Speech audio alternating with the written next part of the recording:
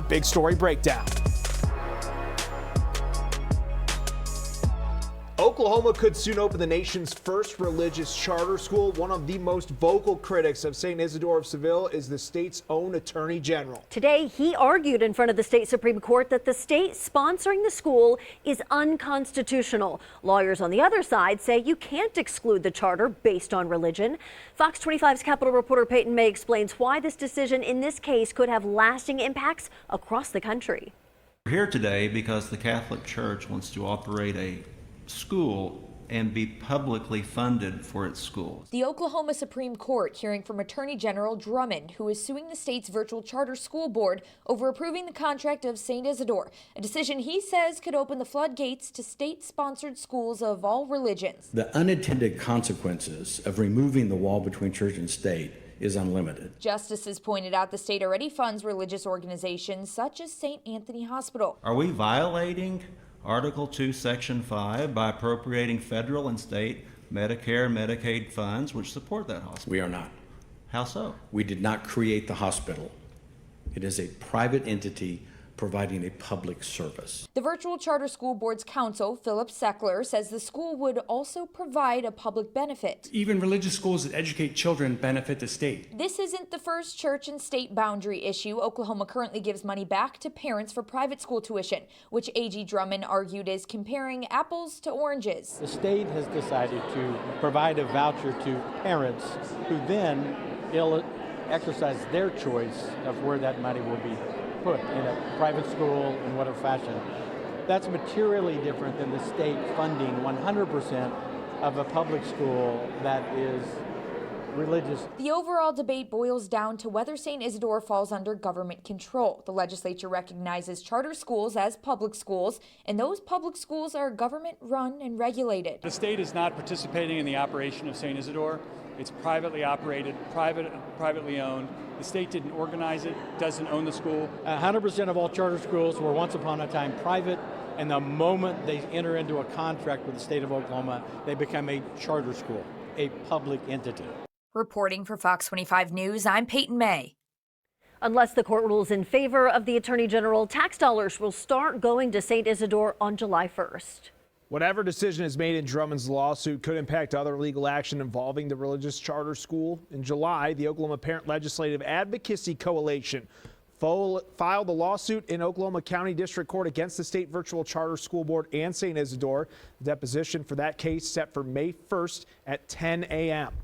The Oklahoma Parent Legislative Advocacy Coalition is applauding Attorney General Drummond, who has stood for state law and our state constitution, who has stood for freedom of religion, who has stood to protect taxpayers from truly taxpayer-funded religion. The National Alliance for Public Charter Schools also released a statement saying they support the arguments made by Attorney General Gentner Drummond, affirming the illegality of religious public schools. The organization adds this case is not about charter schools, but about fundamentally altering one of the founding principles of our nation. The St. Isidore Catholic Charter School case is starting another conversation about religion in the classroom. Fox 25's David Chazanoff spoke with the state superintendent. So, David, what is his stance on everything going on? Adam and Wendy, here at OSDE, Ryan Walters says he feels very confident about the case and it will prevail in court. I'm hopeful that the court will rule in favor of religious liberty, in favor of parents' options. State Superintendent Ryan Walters says St. Isidore has its rights protected in the Constitution. Denying their application based on the fact of them being Catholic would be a violation of their free exercise of their religious beliefs. He claims the case has two sides. You've got parents, you've got churches, you've got taxpayers in the state of Oklahoma who want more options for their kids. And on the other side, you've got radical left-wing groups that don't want those opportunities for kids, that want to attack and target Christian groups and specifically the Catholic Church. Fox 25 shared Walters' analysis with Annie Laurie Gaylor, co-president of the Freedom from Religion Foundation, who writes complaint letters about religion in schools. As far as I'm concerned, the vote to have public funding for a Catholic virtual charter school is the greatest threat to public education in our entire country. Gaylor says taxpayers should not be billed for religious education. It would defund our public education, and it would be, I think, the ruination of our nation to see this kind of division. This is the brainchild of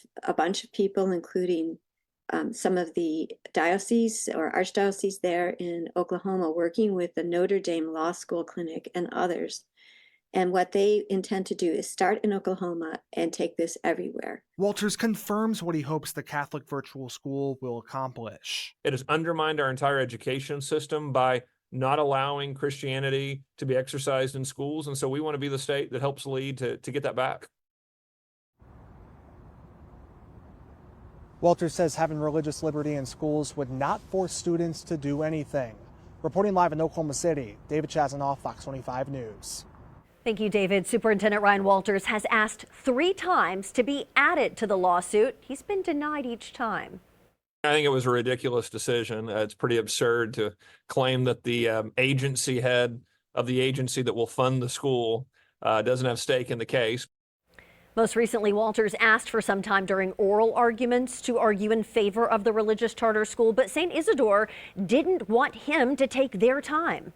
Superintendent Ryan Walters has been very vocal about his push for religion in the classroom. Back in February, he posted a video to social media after leading students at Riverside Elementary School in prayer. Dear God, thank you for these wonderful students and thank you for letting us be here today. God, I want you to please be with the state of Israel, our country, our nation, our state, and our schools. Thank you so much for the opportunity to be here with these wonderful students today.